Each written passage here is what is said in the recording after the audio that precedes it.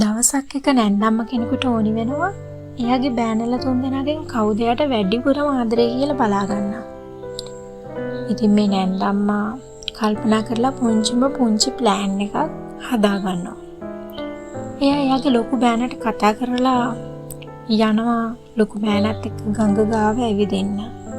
මෙහෙම ඇවිදින ගමන් මේ නැන්දම්ම එකපාරටම හිතලම ලිස්සලා වැටෙනවා ගඟට. බෑන දැක්කේ නෑ එයා හිතලයි වැටුනේ කියලා.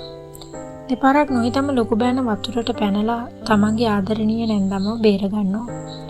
පහුවද නැගිටලා මිදුලට බැස්සම අම්මට සිරි අලුත් Toyota Corolla වර්ගයේ කාර් එකක් මිදුලේ. ඒ වගේ මේකේ බෝඩ් එකක් ගහලා තිබුණා. ඔයාගේ ආදරණීය නැන්දම්මගෙන් කියලා. ඊට දවස් කීපයකට පස්සේ දෙවෙනි බෑනවත් කතා කරගෙන මේ නැන්දම්මා යනවා ගඟ ගාව ඇවිදින්න. උපක්‍රමශීලී වුණ නැන්දම්මා ඉස්සෙල්ලා වගේම හිතලම වැටෙනවා ගඟට.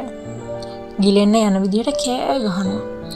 දෙවෙනි බෑනා ශනිකවම පැනලා තමන්ගේ නැන්දම්මව බේර ගන්නවා. පහුවද ඉතින් දෙවෙනි බෑනටත් ඉහේ මලක් පිපුණා වගේ. මොකද දෙවෙනි බෑනටත් ඔයාගේ ආදරණීය නැන්දම්මගෙන් කියලා බෝඩ් එකක් ගහපු අලුත් Toyota Corolla වර්ගයේ මෝටර් රථයක් තෑගි ලැබිලා තිබුණා.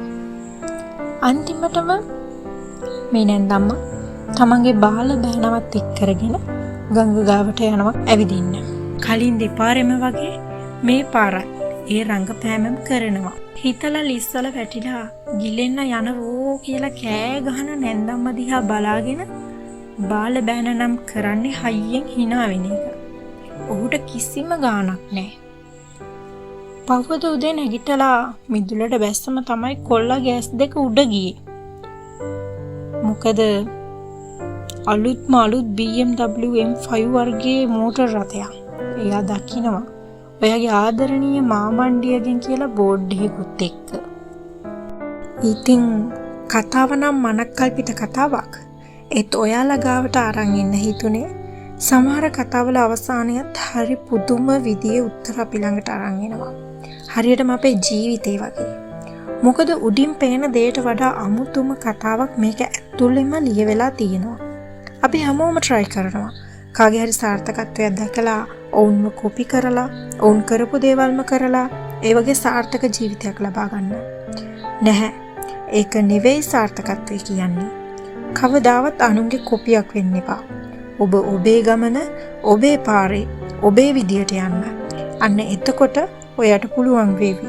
ඔයාටම ආවෙනිකුණ ඔයාගේ කතාව හරි ලස්සනට ලියන්න. අන්න ඒ කතාව අනික හැම කතා බහකටම වඩා වෙනස් වෙන්න පුළුවන්. නැහැ මට වැරදුනා.